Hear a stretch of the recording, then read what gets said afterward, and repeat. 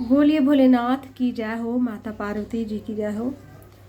शिव पुराण के अंतर्गत रुद्र संहिता में हम जान रहे हैं माता सती और शिव विवाह की कथा।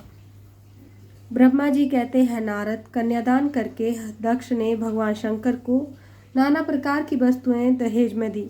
यह सब करके वे बड़े प्रसन्न हुए। फिर उन्होंने ब्राह्मणों को भी नाना प्रकार के धन बांटे। तत्पश्चात लक्ष्मी सहित भगवान विष्णु शंभु के पास हाथ जोड़कर खड़े हुए और यूं बोले, देवदेव महादेव दया सागर प्रभु तात, आप संपूर्ण जगत के पिता हैं और सती देवी सबकी माता है। आप दोनों सत्पुरुषों के कल्याण और दुष्टों के दमन के लिए सदा लीला पूर्वक अवतार ग्रहण करते हैं। यह सनातन श्रुति का कथन है। आप चिकने नील अंजन के समान शोभा वाली सती के साथ जिस प्रकार शोभा पा रहे हैं, मैं उससे उल्टे लक्ष्मी के साथ शोभा पा रहा हूँ। अर्थात सती नीलवर्णा और आप गौरवर्णा है। उससे उल्टे मैं नीलवर्ण और लक्ष्मी गौरवर्णा है। नारद, मैं देवी सती के पास आकर गुह्य सूत्रोक्त विधि से विस्तार पूर्वक सारा अग्नि कार्य कराने लगा। मुझ आचार्य तथा ब्राह्मणों की आज्ञा से शिवा और शिव ने बड़े हर्ष के साथ विधि पूर्वक अग्नि की परिक्रमा की। उस समय वहां बड़ा अद्भुत उत्सव मनाया गया। गाजे बाजे और नृत्य के साथ होने वाला वह उत्सव सबको बड़ा सुखद जान पड़ा। तदनंतर भगवान विष्णु बोले, सदाशिव, मैं आपकी आज्ञा से यहाँ शिव तत्व का वर्णन करता हूँ। समस्त देवता तथा दूसरे मुनि अपने मन को एकाग्र करके इस विषय को सुने। भगवान, आप प्रधान और अप्रधान, प्रकृति और उससे अतीत है। आपके अनेक भाग हैं, फिर भी आप भाग रहित हैं। ज्योतिर्मय रूप वाले आप परमेश्वर की हम तीनों देवतांश हैं। आप कौन है, मैं कौन हूँ और ब्रह्मा कौन है। आप परमात्मा के ही ये तीन अंश हैं जो सृष्टि, पालन और संहार करके एक दूसरे से भिन्न प्रतीत होते हैं। आप अपने स्वरूप का चिंतन कीजिए। आपने स्वयं ही लीला पूर्वक शरीर धारण किया है। आप निर्गुण ब्रह्म रूप से हैं। आप ही सगुण ब्रह्मा हैं। हम ब्रह्मा, विष्णु और रुद्र तीनों आपके अंश हैं।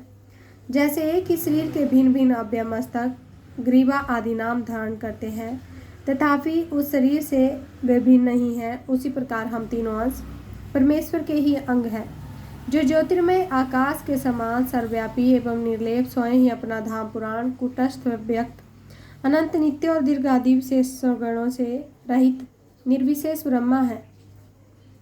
वही आप शिव हैं, अतः आप ही सब कुछ है। ब्रह्मा जी कहते हैं, मनीश्वर, भगवान विष्णु की यह बात सुनकर महादेव जी बड़े प्रसन्न हुए। तदनंतर उस विवाह यज्ञ के स्वामी यजमान परमेश्वर शिव प्रसन्न हो लौकिकी गति का आश्रय ले हाथ जोड़कर खड़े हुए और मुझ ब्रह्मा से इस प्रकार बोले। शिव ने कहा, ब्रह्मान, आपने सारा विवाहिक कार्य अच्छी तरह संपन्न करा दिया। अब मैं प्रसन्न हूँ। आप मेरे आचार्य हैं। बताइए आपको क्या दक्षिणा दूं। सूर्यज्येष्ठ, आप उस दक्षिणा को मांगिए। महाभाग, यदि वह अत्यंत दुर्लभ हो तो उसे भी शीघ्र कहिए। मुझे आपके लिए कुछ भी अदेय नहीं है। मुने भगवान शंकर का यह वचन सुनकर मैं हाथ जोड़ विनीत चित्त से उन्हें बारंबार प्रणाम करके बोला, देवेश, यदि आप प्रसन्न हो परमेश्वर महेश्वर, यदि मैं वर पाने के योग्य हूँ तो प्रसन्नता पूर्वक जो बात कहता हूँ उसे आप पूर्ण कीजिए। महादेव, आप इसी रूप में इसी वेदी पर सदा विराजमान रहें, जिससे आपके दर्शन से मनुष्यों के पाप धुल जाएं। चंद्रशेखर, आपका सानिध्य होने से मैं इस वेदी के समीप आश्रम बनाकर तपस्या करूं, यह मेरी अभिलाषा है। चैत्र के शुक्ल पक्ष की त्रयोदशी को पूर्वा फागुनी नक्षत्र में रविवार के दिन इस भूतल पर जो मनुष्य भक्तिभाव से आपका दर्शन करे, उसके सारे पाप तत्काल नष्ट हो जाएं, विपुल पुण्य की वृद्धि हो और समस्त रोगों का सर्वथा नाश हो जाए। जो नारी दुर्भगा,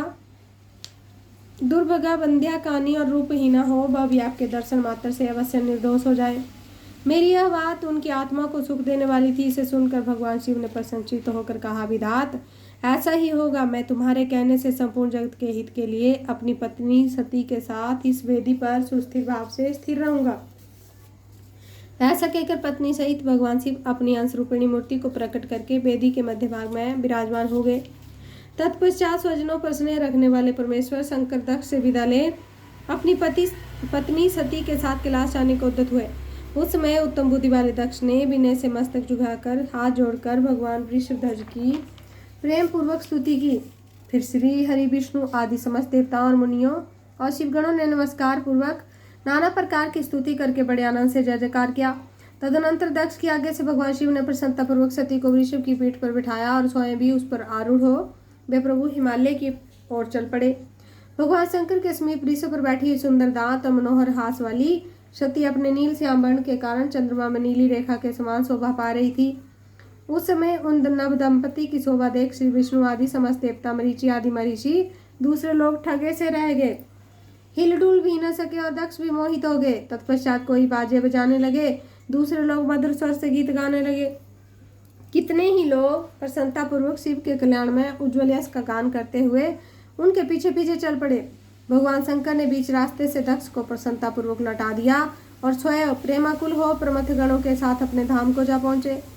यद्यपि भगवान शिव ने विष्णु आदि देवताओं को भी विदा कर दिया था, तो भी वे बड़ी प्रसन्नता और भक्ति के साथ पुनः उनके साथ हो गए। उन सब देवताओं प्रमथ गणों और अपनी पत्नी सती के साथ हर्ष भरे शंभु हिमालय पर्वत से सुशोभित हो अपने कैलाश धाम में जा पहुंचे।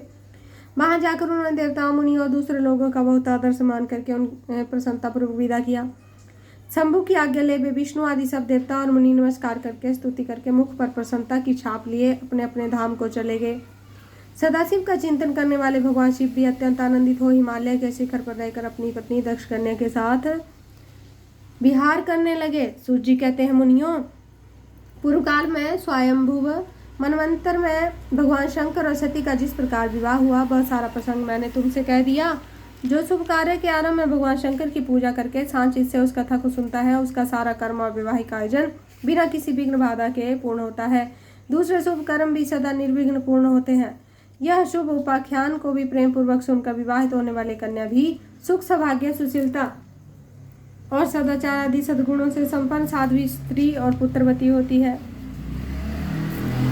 बोली भोलानाथ की जय हो, पार्वती मैया जी की जय हो। इसी तरह की भक्तिमय वीडियो पाने के लिए और सभी शिव पुराण के अध्याय को जानने के लिए चैनल को लाइक और सब्सक्राइब करना ना भूलें। अगर वीडियो अच्छी लगी हो तो कमेंट और लाइक करना भी नहीं भूलें। धन्यवाद। बोलिए हर हर महादेव की जय हो, पार्वती मैया जी की जय हो।